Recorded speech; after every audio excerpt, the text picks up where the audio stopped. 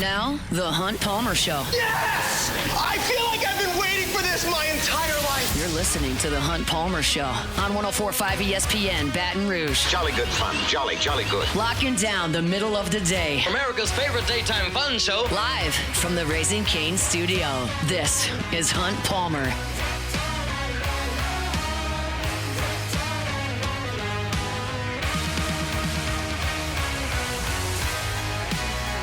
Hour 2, Tuesday edition of the Hunt Palmer Show, brought to you by Immense Networks, Cloud IT Management, immense.net, immense.net. Sharief, Ishaq, 30 minutes from right now.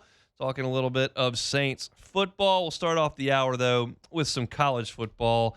ESPN with a huge story up on their college football page, ranking the off seasons for every team in the Power 4 conferences. Now, before we get into this, let's just put the cards out on the table. Let's just be a little bit transparent here. This list came out a year ago, and LSU was number 1. How'd that work out? Fired the coach. Penn State was number 3. How'd that work out? Fired the coach. Clemson was 5. How'd that work out? They stunk.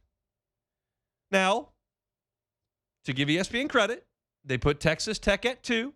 Texas Tech won the Big 12, made the college football playoff. They had a great offseason. They put Oklahoma at 6. Remember, Oklahoma was coming off a terrible season the year prior, offensively just a disaster. And they made the playoff. And they had Miami number 8 overall on this list.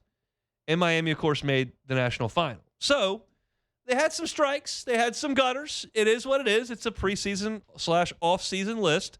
We understand that, but I think it's good to get the conversation started. So I'll go to first the overall top 10, and then we'll sink back into the SEC as it pertains to LSU and its schedule. But the overall top 10, they said that Indiana had the best offseason. The blurb says Hoosiers aren't going anywhere after winning their first national title, put together an offseason that sets them up for even more success. Coaching staff continuity is staggering, and Indiana addressed clear portal needs at quarterback, wide receiver, and pass rusher while retaining core players in the offensive line, defensive tackle, and linebacker. Sounds like things are going great in Bloomington. Awesome. Well, who'd they beat in the final? Miami. Miami's number 2 on this list. Darian Mensah comes over from Duke. Damon Wilson comes over from Missouri. Retained all their coordinators. Great stuff for Miami. Number 3, Texas Longhorns.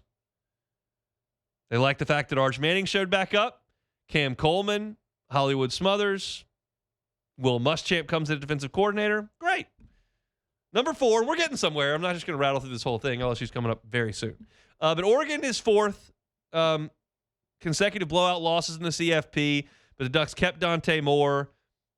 Got Evan Stewart coming back. Went to safety and Minnesota got a safety. Dan Lanning, internal promotions at coordinator. We'll see how that pans out. Got Oregon at 4. LSU's 5 in the nation in terms of offseason. Now, I would suggest they should probably be higher than that. If we're just going off paper here, like they hired a coach that Florida wanted really bad. They kept their defensive coordinator that Tulane wanted really bad. And they went out and signed the number 1 portal class that included the number 1 player in Sam Levitt by 1-3. Like, it doesn't matter. I'm not like crying over the spilt milk here that they're 5. But if we're just going off paper here, you got the hot coaching name. You got one of the hot quarterback names. Your defensive coordinator stayed. You got the number 1 portal class. Seaton is number 1 in his position. Umar Mielen's number 1 in his position. Obviously, Levitt was number 1 in his position. Like, seemed like a pretty good haul. But they got LSU at number 5 on this list. Obviously, just second behind Texas in the Southeastern Conference. So let's look a little bit further down this list, and then we'll go to the SEC. But this is an SEC team. I'm kind of surprised by this. I do get it, but a little bit surprised by this. And this will be the great discussion in college football this year. Ole Miss is number 8 on this list nationally. And I understand they get Trinidad Chambliss back, and that's a big deal. I understand they get Kejuan Lacey back. That's a big deal. I understand that Pete Golding is back, and that's the guy that has made their defense more competitive. But you lost the head coach. Like, there's nothing more important in this sport than head coach. And Ole Miss lost theirs. And I understand fully those in Oxford that want to go, hey, we got the guy who's been running this recruiting operation. He's going to maintain the defense. Offensively, we've got a guy who knows our system, has been here, and has the best quarterback and the best running back. We're fine. I understand that. But if you truly believe that at 100%, and you're not allowing for any percent for we haven't been very good for like 50 years, and this guy showed up and made us really good 4 years in a row. 1 year we took the foot off the gas there at the end of the season, but like for 4 years been pretty damn good, and he's gone and his offensive coordinator is gone. Like, if you don't allow any doubt to creep in that, then I think you've just lost the plot. The question is, which one is closer to correct? And I think we find out some in 26. We probably really understand in 2027 what that looks like. But it surprises me when your coach gets hired away. Like, if Indiana lost Cignetti, would they be in the top 10 on this list? I get it. Lane Kiffin did not win a national championship. I understand Lane did not win a national championship. He hadn't been in the college football playoff the last 2 years. He didn't go undefeated this past year. Got it. Understand Cignetti better than Kiffin. Got more skins on the wall. But that would be a big negative just about everywhere else for a program that had been a doormat that has risen to the top of the sport. It wasn't here. So let's look pretty quickly at the Southeastern Conference teams, how they stack up offseason-wise, specifically regarding to LSU's schedule. I'm not going through 16 teams here. Who does LSU play? Well, LSU plays Texas. And we told you that they're in the top 4 in the country. They are number 1 in the SEC. LSU plays Ole Miss. They are 3rd on this list for SEC teams. Texas A&M was number 5 on this list for SEC teams. They bring in Isaiah Horton at wide receiver, Ricky Gibson at cornerback. Wilkin Formby comes in from Alabama as an offensive tackle. Do lose big-time players from that team. Cassius Howell, defensive player of the year in the league. Casey Concepcion, big-time draft pick. Chase Basantis was a heck of an offensive lineman starter for them. But they go in and have a huge signing class, good portal class as well. I think the feeling is that things are pretty stable there at Texas A&M. Just what is Marcel Reed able to do with that team moving forward? But LSU will play A&M. A&M is at number 5 on this list. LSU plays Bama. Bama's 7th on this list. As far as off seasons go, LSU plays Kentucky. Kentucky is 9th on this list. LSU plays South Carolina. Auburn. Auburn is 13th on this list.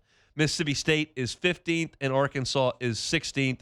Also can't leave out the Vols. LSU goes to Tennessee this year. That's 8. So LSU on this list for SEC teams plays 1, 3, 5, 7, 8, 9, 13, 15, 16. So you do have some bottom feeders there. Auburn has kind of turned into a bottom feeder until they turn things around. Mississippi State is a bottom feeder. Arkansas is a bottom feeder. That's the bottom of the league. Play some of those teams right there in the middle offseason-wise. Bama at 7, Vols at 8, Kentucky at 9, even though Kentucky's been a bottom feeder. They think that you hire a coach that can infuse some offense into your program. That's a good thing. And then the teams toward the top, you got 1, 3, and 5 in Texas, Ole Miss, and Texas A&M. This will be more of a discussion for July when we get to Tampa for media days, but this will kind of set the stage for where everybody kind of thinks everybody is. And I think there will be massively different feelings about Ole Miss across the different media that we talk to. I think that's the most polarizing team because you lose the straw that stirs the drink with the head coach, and you have some of that elite talent that everyone saw on the doorstep of the national final. I know how the folks in Oxford will feel. I know how the folks in Starkville will feel. You get the picture? I know how the people in Baton Rouge will feel. But what actually ultimately happens will be very, very interesting. But LSU being number 2 on this list and in the top 5 in the country in terms of offseason is obviously a good thing. Just a question of how do they perform. It's a difficult schedule, and that starts with Clemson. And oh, by the way, just as a nugget here, how does Clemson rank in the ACC? Well, 11th. 11th in terms of offseason. And that's just the deal. If you're not going to go hard into the transfer portal, you're going to be considered an offseason loser. Right or wrong, that's just the way it's going to be perceived. I told you at the top of the show, at the top of the segment, how wrong this list was in a couple of instances last year. And I think Dabo Swinney would immediately point right to that. But you're talking about being lumped in with, some teams that aren't great. NC State, Duke, Wake, like that's who's around Clemson here. Says what went wrong. This was inevitably going to be an intriguing offseason for the Tigers as they worked to replace a senior-heavy squad with 11 starters graduating or going pro, including 9 NFL draft picks. The Luke Farrelly saga generated a lot of attention. That was a linebacker that committed to them, enrolled in class with them, transferred to Ole Miss at the 11th hour. So they missed out on Farrelly. They had 3 other defensive starters depart via the portal. Khalil Barnes, a safety, Ricardo Jones at safety, and then defensive tackle Steph Green, who came to LSU. So that's 14 starters that they will have lost, and they didn't go get a big, portal haul. They just don't necessarily do that. So there's a lot of people that don't think a lot of Clemson. And we talked to J.D. Pickell last week on Friday. It's like, yeah, I don't see it. And that's kind of where you sit with this group right now. So mixed bag across the board, not something that's going to result in wins or losses here. We're in May, but that's the football to chew on here. So you can go check it out at ESPN.com. Every single Power 4 team's offseason ranked conference to conference at ESPN.com. Sharief Ishaq with us in 15 minutes. Come back. It's Hunt Palmer Show. The Hunt Palmer Show. Fabry Chevrolet GMC, FabryChevrolet.com. FabryChevrolet.com is the website. Every car that's on the lot on Highway 61 in St. Francisville is online at FabryChevrolet.com. Why shop with Fabry? Well, they've been in business over 35 years here in Baton Rouge.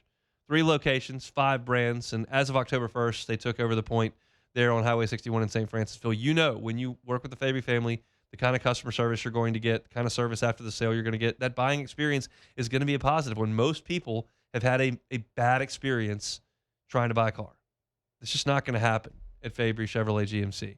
So if you're looking for the SUV, they've got them. You're looking for the trucks, they've got them. Looking for a pre-owned vehicle, they've got them. Looking for something brand spanking new, got that as well. Check it all out at FabryChevrolet.com and go see them on Highway 61 in St. Francisville. Fabry Chevrolet GMC, FabryChevrolet.com. You're listening to The Hunt Palmer Show on 104.5 ESPN, Baton Rouge.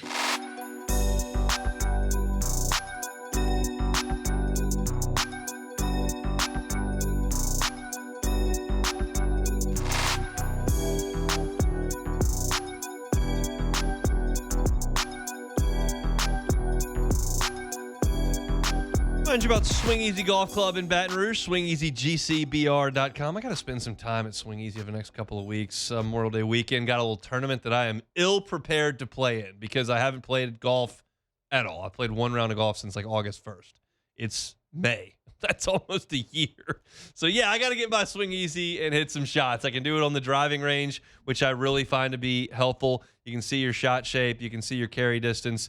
You can see your spin. You can also see where you impact the golf ball with your club face. It's really helpful. And then you can just have some fun. Go out there and turn Pebble Beach on. Cypress Point's a fun hole to play. Test yourself on the island green at TPC Sawgrass. Always enjoyable. You can do it by yourself, like I'm probably going to do here over the next couple of weeks, or you can do it with friends. They got great seating area. You can crank some tunes in there, grab some cold drinks, watch the TV, and have some fun competing or just having fun hanging out. At Swing Easy Golf Club, they're on Segan at Perkins. SwingEasyGCBR.com is the website. SwingEasyGCBR.com. All right, we just did a ESPN list.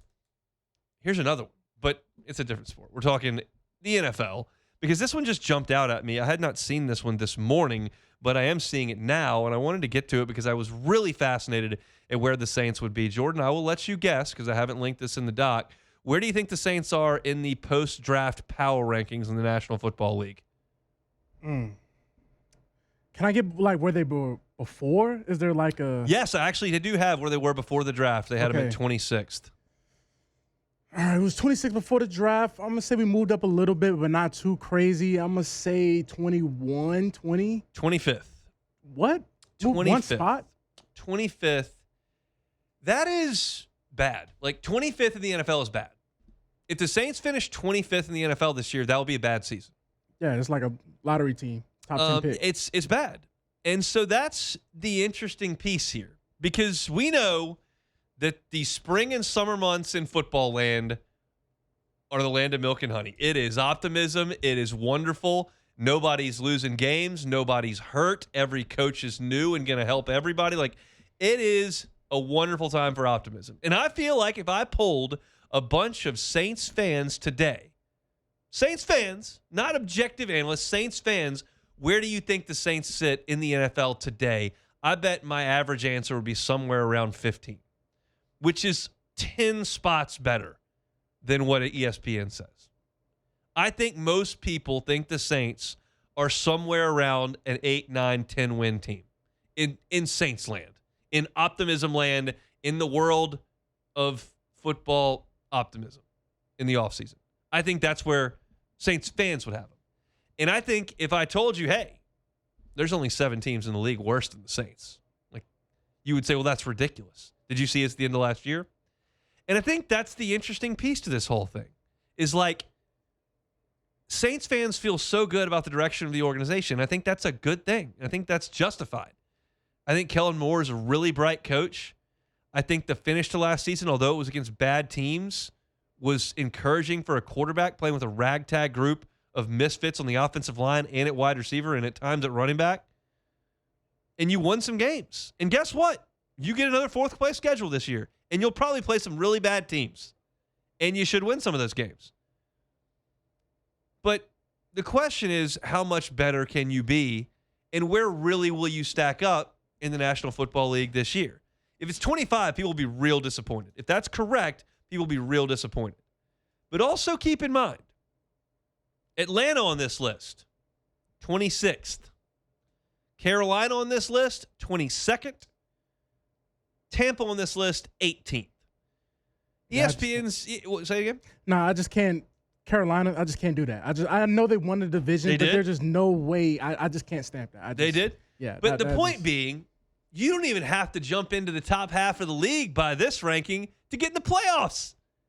So on the one hand, if this is right, you've had a disappointing season. On the other hand, to prove it wrong, you don't even have to climb that far. And I do think, because I was not big on, let me put this way.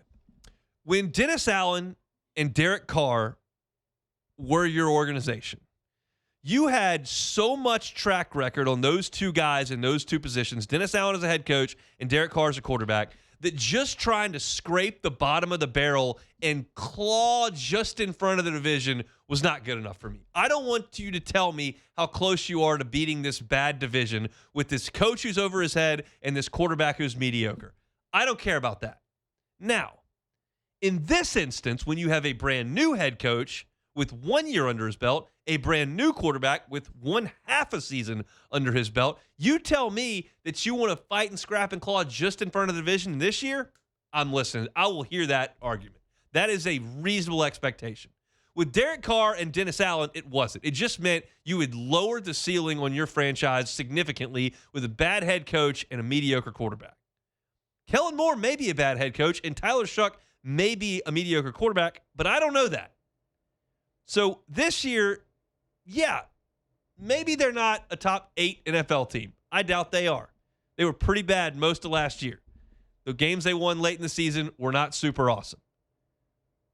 But it's a building block, and this needs to be a building block. So if you tell me that this is just about right, that Atlanta's one of the 7 worst teams in the league, and that Carolina's one of the worst 10 teams in the league, and that Tampa's the cream of the crop, and they're not even in the top half of the league, and that's what you're trying to beat with, oh, by the way, a schedule that's theoretically less difficult than any of those 3 because of where you finished last year in the division because you lost the last game of the season, well, all of a sudden, I'm okay with that. If it means that you win 9 games and you're 17th in the league in terms of your performance, that's a step in the right direction, because you were in these lists last August, the Saints were universally bottom 4. And you're almost bottom 4. You're at 25. But I think there's reason to believe you're ascending. You were just shoved at the bottom there until you showed something last year. Well, you did. So now you inch up a little bit. And I think that it's now reasonable for me to take this list and go, okay, I know that you've got 24 teams listed ahead of the Saints. I understand that. Let me turn my attention to the fact that I only need to climb 7 spots to beat Tampa, according to this. That's manageable. That's improvement. And that's what needs to happen. I think it's reasonable for Saints fans to expect when that calendar goes to December for you to be in the mix to win the division. I think that's reasonable. I don't think it should be a demand. I think if the Saints finish 9-8 and that doesn't win the division because Carolina or Tampa wins 10 or 11, then okay. Like, I think you've still taken steps forward even though you didn't win the division. It's not an end-all be-all, but it is a goal. And I think just it's a little bit sobering to pull up this list and go, oh, ESPN still thinks we're 25th. But you've got a manageable climb to the top of this bad division. You don't have Josh Allen sitting over there in the division. You don't have Joe Burrow sitting over there. Mahomes is not in your division right there. Seattle's not staring you right between the eyeballs. Like, you're in a manageable block over here. Take care of your block and then try to expand your territory a little bit. And I think that's where you sit with New Orleans as you look at entering this true offseason of summer. What do you think, Jordan? I think that all this really does fall on Tyler Shuck's shoulders. I get why nobody really wants to fully give the Saints, because the guy, like you said, had a half a season. You got to see what a team has full film on you. You know, they have a whole offseason prepared for you. Then we'll see how good Tyler Shuck really is. Then we'll see how good Kellen Moore really is. So I get it. But to say that the Carolina Panthers, I know they won a division by default. Somebody had to win it. So they win by default last year, but they gassed them up 22nd. I don't know. We're talking the end of the barrel. We're not even talking, oh, the Carolina's 12 or 13. But I just can't do that. And the Saints, I saw a graphic that said, you know, we talked about they had the last place schedule. Detroit has number 1. Saints are number 2. So you're gonna be playing the bottom of the barrel again. Mm-hmm. Tyler Shuck, if he can just ascend a little bit, I'm not asking him to become Josh Allen overnight, but just ascend a little bit, and Jordan Tyson stays healthy, God willingly, there's no way that the Saints do not at least compete for the division. Compete. I'm not saying to win it, like you said. It could be something weird where you get knocked out week 17, you're 9-8 or whatever. Cool. That happened basically last year a little bit. But, like, as long as you're competing at the end, I'm okay. Just show signs of, like, all right, Saints are coming. It might not be this year, but they're coming. They're coming. Moving in the right direction. That's what you're trying to do. We'll continue the conversation, Sharief, Ishaq, when we come back. The Hunt Palmer Show. Boudreaux's Electrical Services. Boudreaux's Electrical Services. Neil and Melissa have been running the shop for 40 years at Boudreaux's Electrical Services. Locally owned and operated by the Boudreaux family. Why does that matter? Well, you can buy your Generac home standby generator from any big box store, right? You can do that. They'll have somebody drive out there and they'll install it, show you how to use it, and they'll load up the truck and head out. Do you ever hear from them again? You do with a family-owned and operated company at Boudreaux's Electrical. If you need maintenance, they can do it. You need them to monitor your generator, they can do it. They know if there's some sort of mechanical issue before the generator even needs to spring into action. And if they find out that there does need to be something done, they'll send a local team out there, get it taken care of, so that when you need your Generac home standby generator to come to life, power your home, power your business, it's ready to go. That's the Boudreaux's Electrical difference. It's not the fact that they're the only place you could buy a Generac home standby generator. They're not. They know that. They are the local option. And they've been doing it for 40 years. Give them a call, 985-397-1562. That's 985-397-1562. Or in Gonzales, 225-300-9389. You can also find them online at boudreauxelectrical.com. boudreauxelectrical.com. You're listening to The Hunt Palmer Show on 104.5 ESPN, Baton Rouge.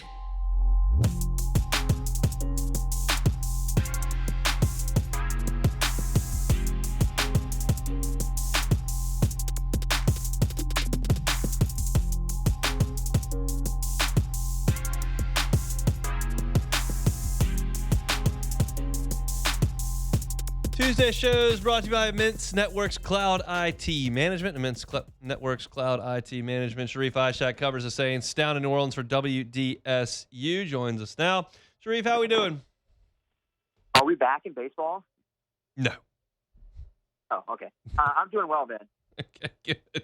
can't give you too much credit for beating South Carolina. Very, very bad team. They're on life support. They're alive. No one's pulled the plug yet, but somebody's got their hand on it, and they're in red and black in Athens currently. So that's where we stand in baseball. Thank you for the honesty. I'll take that. Okay.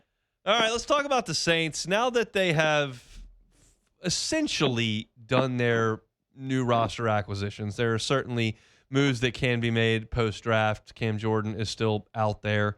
But how do you feel the Saints stack up with the NFC South? We just had that discussion, and ESPN ranks all the NFC South teams in the bottom half of the NFL, has Atlanta right behind the Saints, Carolina right in front of them, and Tampa up at 18. How do you feel about the Saints' ability to compete with that division? I personally still don't understand why the Tampa Bay Buccaneers are ranked as the highest team in the division. I mean, they lost probably their best weapon on the entire team to San Francisco. So if any team is the best team in the division, it's probably Carolina right now, because they won the division last year, and they did it in a fashion to where they're trending in the right direction. And I would say the same thing about the Saints. And I understand people want to say, well, they played this team and that team to close out the season. But I like what they added during the offseason. The draft, they got everything for Tyler Shuck that he needed. And then I really do like the Martin Emerson signing for the Saints. So, and even Anthony Jennings. I still don't think they're done yet, because I still think Cam Jordan returns. And I think it puts them in a good spot, Hon. I just like the way the roster is built. For, yes, a very weak NFC South, that's going to give them a chance to win it this year. I'm not saying they're going to win it, but sitting at 7.5 in Vegas over-under, I told you I'm sitting at 8 or 9 right now. But looking at this roster and being that they have the second easiest schedule in the NFL, I kind of like the way this roster stacks out whenever this season kicks off. I'll just ask it. Do you think they have the best roster in the NFC South? Ooh, it's a tough one to answer, because while I do like what Tyler Shuck did, I'm going to need to see it, how it looks in the very beginning of this season. I want to see if it picks up where they left off. Tough for me to answer right now. It really is a to be determined. If you look at it, Tyler might, after this year, might be the best quarterback in the entire division. When I look at all the other quarterbacks, I mean, I'm not really impressed with Baker. Bryce Young is who he is, and who the Falcons have a quarterback. They got a two-man battle. You got two quarterbacks. You don't got really any quarterbacks. So I do kind of like where the Saints are sitting right now. I can kind of almost put them at the top of that division with that question. ESPN ranked them at number 25 in the NFL. I realize you don't know every roster in the NFL, but just like, where would you peg the Saints? I said hypothetically in the last segment, if I asked a bunch of Saints fans, understanding I'm asking Saints fans, not national analysts, I think most Saints fans would probably say closer to 15 out of pure optimism based on the finish of last season and the way that the draft went. They're 25 via ESPN. Like, where do you think they should rank? I would probably put them around 20, Okay. 19, 20. I think that's fair to put them around like the 18, 19, 20 mark, just by addition and just by looking at, and I'm putting all of this, I'm equating all of this. I'm looking at the schedule. I'm looking at what they've done this offseason. I'm just up what they left off last year. So I'd like to put them between 18 and 20, being unbiased and truly unbiased. If I was biased, maybe I'd say 15. So I'd say between 18 and 20 as an unbiased viewer. Now, you mentioned earlier that you think Cam Jordan will be back. Why do you think that? I just don't know if the market is there. I really don't know. I think if he had 3 teams and 2 of the other teams really wanted him, he would have taken one of those offers by now. So I genuinely think he's back in the mix. I do. I don't know when. I don't know when he's going to sign this contract. I think he probably wants a multi-year deal, and I think a lot of these teams are saying 1 year, $5, $6, $7 million, because you are going to be 37 in July. So I don't know if Hart says I'm going to chase 1 year of money over, finishing my career and being the complete legend as a New Orleans Saint and just staying on the team that's building. And maybe if I have another good year, I'll get a second year and I finish with 17 years instead of 16 years with the Saints. But just my gut, it feels like my gut is telling me that Cam is going to come back in here and help the young players on that defensive line and continue to compete as an edge. Do you think the Saints will give him a 2-year deal? I do not. I think it's going to be a 1-year deal. I think if I had to guess, the other offers are all 1-year deals. And if they are 2-year deals, there might be teams that aren't even in the mix to becoming better football teams. And I don't know if he wants to see his career end that way. Did Alvin Kamara's comments on the podcast this week change your feeling about him playing for the Saints this year? No, I truly think that he wants to be here. He was excited about HN. He's excited about Tyson. And he's excited just about what they've done this offseason. And he said, look, we, and he can't wait to be back. And I think if they somehow pulled the trigger and traded him, he's going to do what he said he was going to do the last trade deadline. Go sit somewhere on the beach and drink a pina colada and retire. That means he doesn't want to play anymore. I like his loyalty, but does the franchise see it that way? Is he worth that money? Is he worth the investment this year? To me, I think that if there's no team out there that gives the Saints anything significant, I think he's back with the Saints. I think he wants to be there. Now, if the Saints want him, it's a different story. And I think they should want him. They should want him for his one and final year. It's interesting. I have no problem with those guys coming back. Obviously, Kamara's already got a contract. Cam, we'll see what the money says. But if it's a 1-year deal, I don't really care at that point. So those are the two kind of question marks that are hanging out there. Do you feel like there's another position where the Saints are lurking? Slot cornerback. And in a desperate way, huh? They need a slot. And I understand, Martin Emerson could compete and take maybe one of the outside positions. They could bump maybe Quincy Riley on the inside. But I still think getting another slot cornerback is a need and a very important need. They can really solidify that position by adding someone who's very productive. It doesn't have to be a big name. If there's somebody out there they can get that's very solid and productive, that helps them tremendously in the continued build of that team, because you don't want to see the defense go backwards because you don't have that slot corner. It would help a lot for them to go out there and find that player, whether if it's in trade or wait for somebody to get released. They can really use some help at that position. All right, let's transition to the Pels as the NBA playoffs roll on. New Orleans is done. Obviously, coach is paramount here, and also direction of the franchise. What's your early read on Pelicans offseason at this point? Oh man, you keep hearing the same 4 names for the Pelicans head coach: Rondo, Ham. Mosley hasn't interviewed, and if it were me, Hunt, I would take the shot on Rajon Rondo. Yeah. I mean, there's a lot of Steve Hetzel, the Nets assistant too. He may not be a bad selection, but if it were me, I'd go Rajon Rondo. I mean, he's a good leader. He was a good leader for 17 years in the NBA, won 2 titles. He was on the last team and only team to win a series as the New Orleans Pelicans, not the Hornets, in 2017, 2018. So he understands the franchise.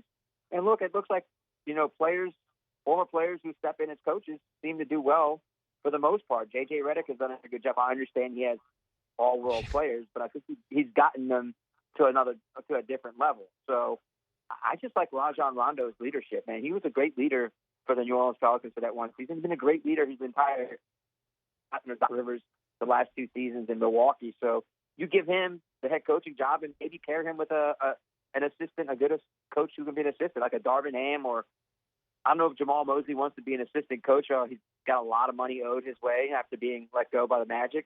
But I think that's a good direction. I would love that hire if it was Rondo. And more importantly, the guys on the floor. What is a big move you could forecast? Because they've got to do something. I can't imagine they're just going to run it back with no first-round pick and say, we'll do this again. It has to be something worthwhile. I mean, the guy who would get you the best assets is Trey Murphy. He could probably get you 3 first-round picks. But making that move means you are starting over again. Yeah. If you make that move, it feels like you're going to have to make a couple other moves. I would circle the 3 players who might be able to give you some assets in return. Obviously, Trey, DeJounte Murray, and Herb Jones. I don't think you can get much for Zion because his contract is so massive. We're talking about a $41 million contract. He can maybe get you a late first-round pick, and you'd have to take a salary dump on the back end of it. But I would circle the 3. Those main 3 players are the ones who can get you an asset. But if you give it a Trey, you're already moving this program and this franchise into a different direction. And maybe that's what they want to do if they want to get their first-round picks. But changes have to be made, Hunt. I mean, You can't keep running it back for since I don't know, 8th, 8th year in a row. It doesn't work. You got to move on and do something different. Appreciate it, Sharief. We'll talk next week. All right, Hunt. See you next Tuesday. Yeah, Sharief Ishaq, WDSU down in New Orleans, covering the Saints and the Pels, our official New Orleans correspondent here on Tuesdays. We'll come back and close out the show next. The Hunt Palmer Show. Lifetime Roofing, lifetimeroofingla.com, lifetimeroofingla.com. Looking for financing? That's something you need to look into with a roof more often than not. They've got 0% financing up to 18 months. They can even finance a deductible as well if that's something you're looking into doing. One of the things that Lifetime Roofing is so proud they offer is that lifetime workmanship warranty that, of course, covers the workmanship, but it also covers the materials, which are backed by Certainteed, one of the most trusted, one of the oldest names in building materials. Need a new roof now? Need a roof fortification before storm season truly arrives? Lifetime Roofing can give you a tune-up as well. That's not a new roof. That's just a reinforcement on that roof to make sure that your house is ready for storm season. Also want to remind y'all, this is new this year. Lifetime Roofing will do professional installation of gutters. They will do siding. They will do windows. Of course, they do roofs. So whatever it is on the outside of your house, you're looking for a new roof, Lifetime Roofing. Gutters, Lifetime Roofing. Siding, Lifetime Roofing. Windows, Lifetime Roofing as well. LifetimeRoofingLA.com is the website. LifetimeRoofingLA.com. This is the Hunt Palmer Show on 104.5 ESPN, Baton Rouge.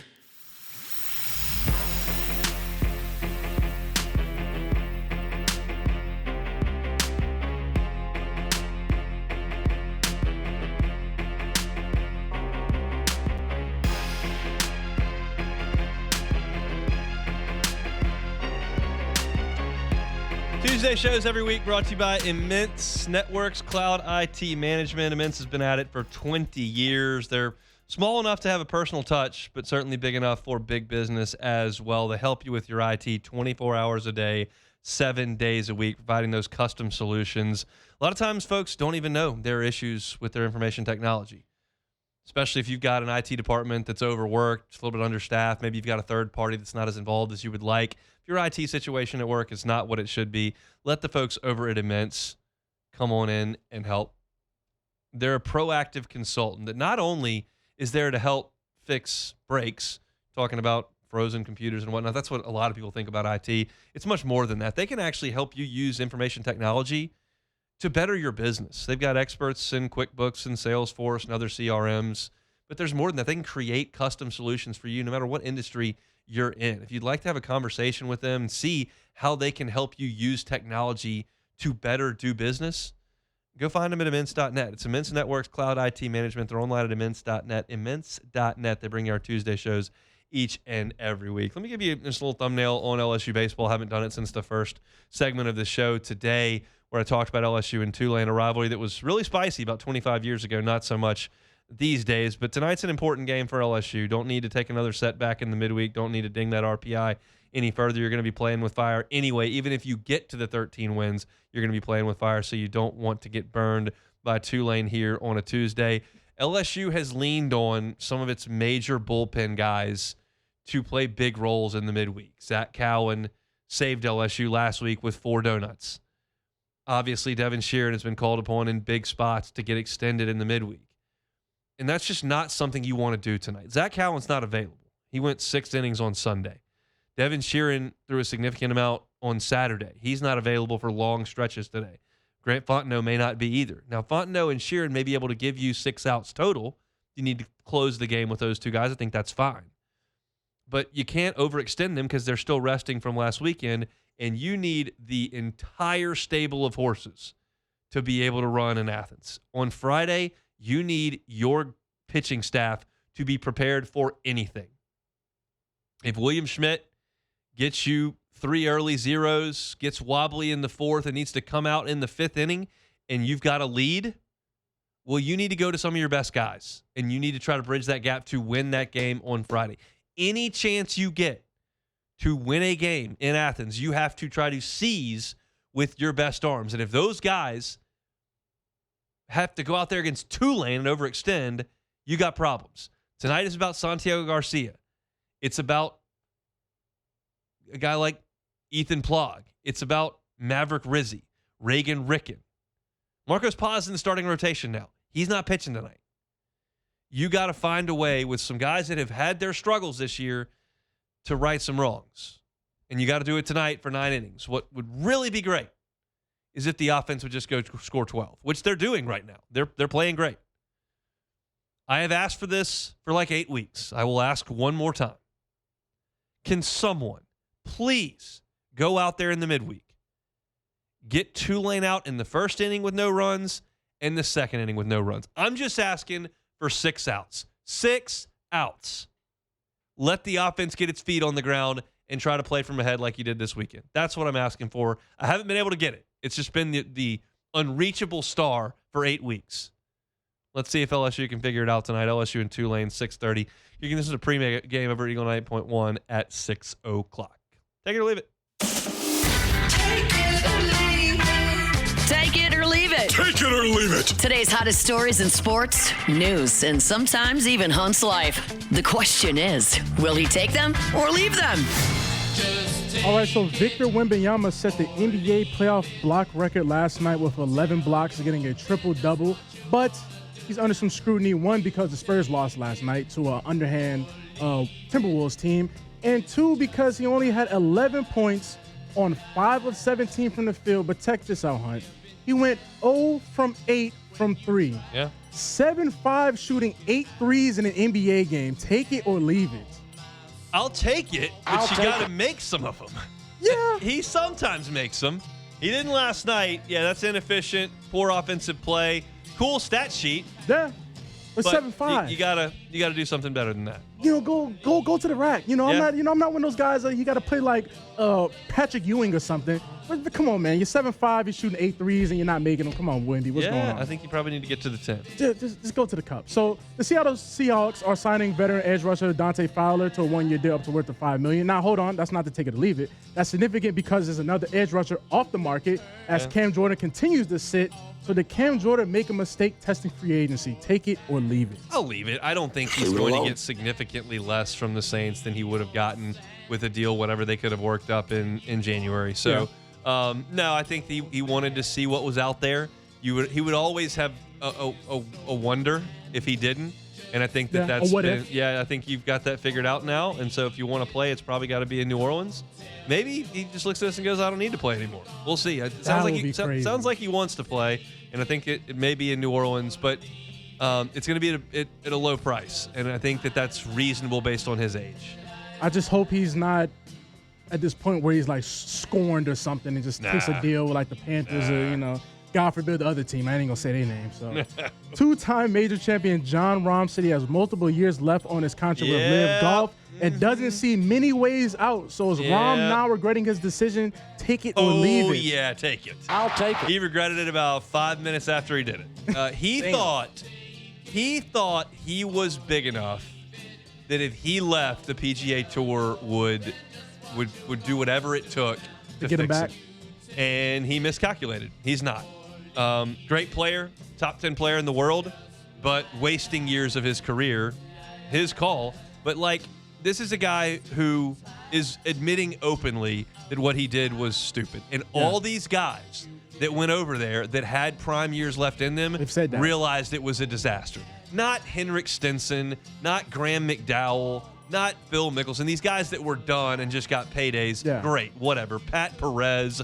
Those guys are fine, but Koepka, DeChambeau, Rahm, they're all looking at this going, this is ridiculous. And was always going to be the case. Now, you have the other guys like Dustin Johnson and Cam Smith, who were all world players when they left. They don't care about golf. They just want the money, the free time, want to get on the boat. I'm fine. They don't care. That's fine. Do whatever you want to do. But as far as the guys who actually want to play competitive golf, the ones that went to Live made a massive miscalculation.